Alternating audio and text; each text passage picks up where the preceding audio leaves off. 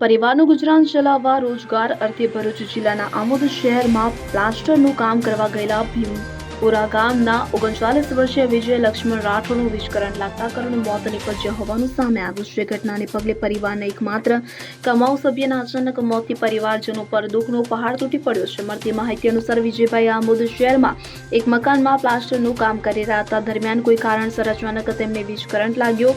Current લાગતા તેઓ ગંભીર રીતે દાઝી જઈ બેભાન થઈ ગયા હતા. ઘટનાને પગલે સ્થળ પર અફરાતફરીનો માહોલ સર્જાયો અને આ બનાવની જાણ થતા તાત્કાલિક 108 એમ્બ્યુલન્સને બોલાવવામાં આવી. 108ની ટીમે વિજયભાઈને સારવાર માટે આમોદ સરકારી હોસ્પિટલમાં ખસેડ્યા હતા. જો કે ફરજ પરના તબીબે તપાસ કર્યા બાદ તેમને મૃત જાહેર કર્યા હતા.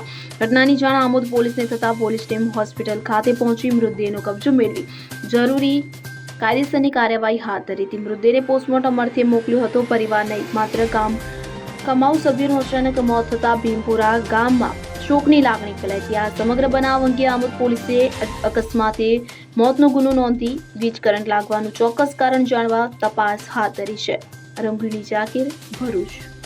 હવે જુઓ દેશ દુનિયાની તમામ ખબરો તમારી આંગળીના ટેરવે. ઉઠાવો મોબાઈલ અને ગૂગલ પ્લે સ્ટોર પરથી ડાઉનલોડ કરો અમારી CN24 ન્યૂઝ મોબાઈલ એપ.